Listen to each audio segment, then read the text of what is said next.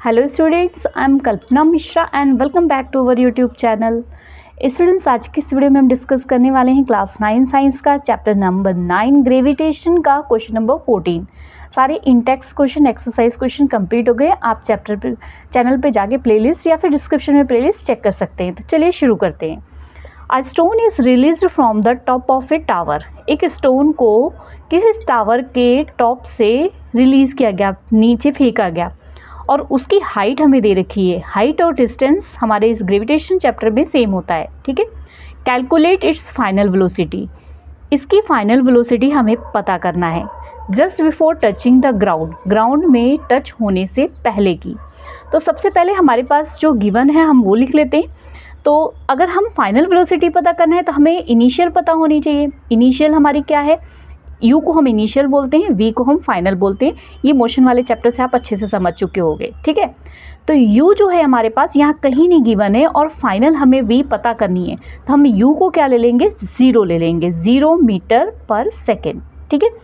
अब वी की बात अगर हम करें तो वी हमें फाइंड आउट करना है। यहाँ पर बोला है फाइनल वेलोसिटी आपको पता करना है। अब यहाँ पर एच या फिर हम इसको डिस्टेंस कह दें, वो हमें दे रखा है 9.6 मीटर यहाँ पर, ठीक है। हाइट और डिस्टेंस एक ही बात होती है। और बात करें ग्रेविटेशन की, जी की, तो जी की वैल्यू हमारी कितनी होती है? 9.8 मीटर पर सेकेंड स्क्वायर। अब यहाँ पर इस वैल्यू को हमने पॉजिटिव में लिया है, नहीं तो हम कई बार नेगेटिव में ले लेते हैं। पॉजिटिव में क्यों लिया है? क्योंकि कोई भी चीज़ रिलीज हो रही है ना, अप से डाउन जा रही है। जब हम किसी भी चीज़ को नीचे लेके आते हैं तो वहाँ पे ग्रेविटेशनल फोर्स पॉजिटिव होता है, और जब हम ऊपर को लेके जाते हैं तो ग्रेविटेशन फोर्स क्या हो जाता है? नेगेटिव हो जाता है, ठीक है। अब हमें v पता करना है, तो हमारे पास देखते हैं कि जो मोशन के हमारे फॉर्मूले होते हैं, कौन से फॉर्मूले की सारी वैल्यू दे रखी है, और एक वैल्यू से हम एक जो है अपने डिजिट को निकाल सकते हैं। हमें यहाँ पे v पता करना है, ठीक है।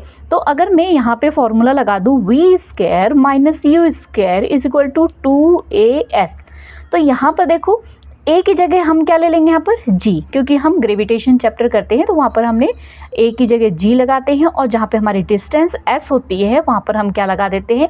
वहाँ पर हम एच लिख देते हैं, ठीक है। समझ आ गई इतनी बात, ठीक है। वैल्यू फिल करते हैं। v की वैल्यू हमारे पास कितनी दे रखी है? पता ही नहीं है हमें, तो हमने इसको ऐसे ही लिख दिया। u हमारे पास कितनी है? 0 लिख दिया। 2 मल्टीप्लाई जी हमारे पास 9.8 है, और h हमारे पास 19.6 है। ये सारी वैल्यू हमें गिवन है, ठीक है। अब यहाँ पर ये 0 तो 0 ही हो जाएगा, कोई कुछ यहाँ पर बचेगा ही नहीं। अब हमारे पास यहाँ पे क्या बचा है? यहाँ पर हमारे पास रहेगा सिर्फ v स्क्वायर, ठीक है। यहाँ पर अगर हम इन दोनों की मल्टीप्लाई करेंगे तो ये आ जाएगा हमारा 19.6। यहाँ पर भी हमारे पास ऑलरेडी क्या है? 19.6 है। तो अब यहाँ पर ये 2 टाइम है तो हम इसको ऐसे लिख सकते हैं 19.6 स्क्वायर, और यहाँ पर हमारे पास v स्क्वायर। स्क्वायर से स्क्वायर अगर हम कैंसिल कर देते हैं तो हमारे पास v की वैल्यू कितनी आ जाएगी? v इज इक्वल टू आ जाएगी 19.6 मीटर पर सेकेंड। तो ये हमारी फाइनल वेलोसिटी हो गई, ठीक है।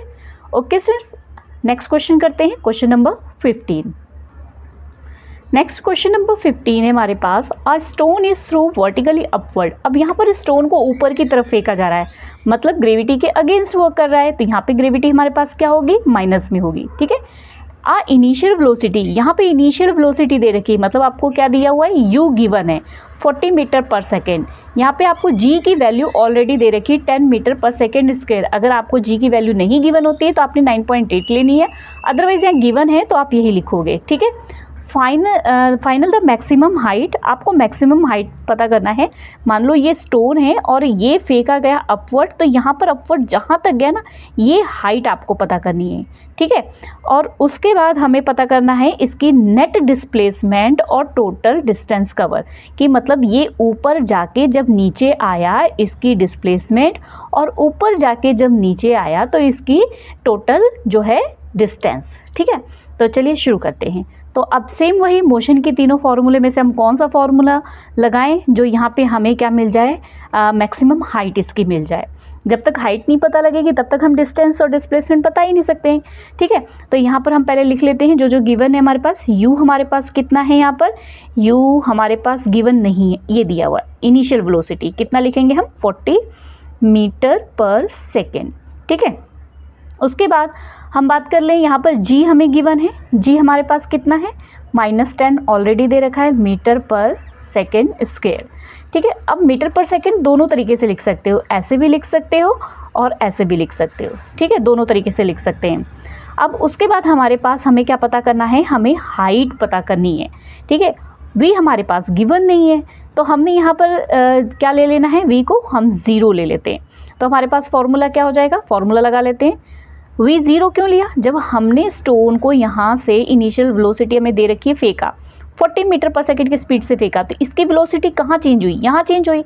यहाँ पर ये जो स्टोन है रेस्ट में आने के बाद नीचे आया, इसलिए यहाँ पर इसकी वेलोसिटी क्या हो जाएगी, 0 हो जाएगी। ठीक है, formula same, v square minus u square is equal to 2gh। ठीक है, हमने ए की जगह जी और एस की जगह एच यूज़ करना है मोशन के फॉर्मूले में। अब हमारे पास वी कितना है 0, तो ये हम लिख लेते हैं 0 स्केयर। यू कितना है अपने पास, यू है हमारे पास 40 square is equal to 2 multiply -10, जी की वैल्यू हमारे पास -10 है, -10। ठीक है, मल्टीप्लाई हमें एच फाइंड आउट करना है।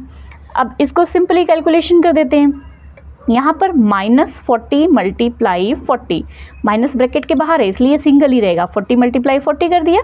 यहाँ पर अगर हम इसकी मल्टीप्लाई कर दें या ऐसे ही लिख दो, बाद में कटिंग कर देते हैं। ठीक है, ये h हो गया, h हम यहीं रहने देते हैं और इस वैल्यू को हम इसके नीचे लेके चले जाते हैं। तो हम इसको कैसे लिखेंगे, -40 मल्टीप्लाई 40 अपॉन में 2 मल्टीप्लाई -10।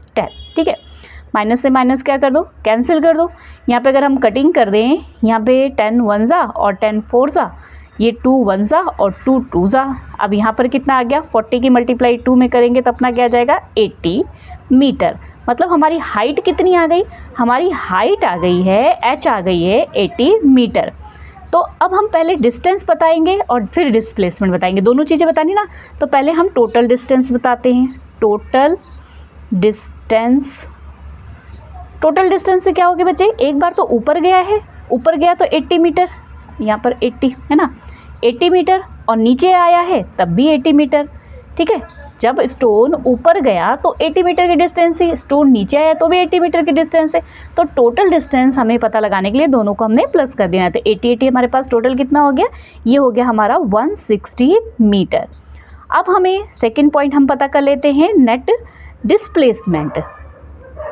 डिस्प्लेसमेंट क्या होता है बच्चे, मोशन वाले चैप्टर में मैंने बहुत अच्छे से समझाया था कि ऑब्जेक्ट अगर यहाँ पर है और ऊपर गया या कहीं भी गया डिस्टेंस से और वापस अपनी पोजीशन पे आ जाता है तो डिस्प्लेसमेंट क्या हो जाती है, 0 हो जाती है। तो यहाँ पर हमने क्या लिखना है, नेट डिस्प्लेसमेंट हमारी कितनी होगी, 0 होगी स्टोन की। क्यों होगी वो भी लिख देते हैं हम, एज द स्टोन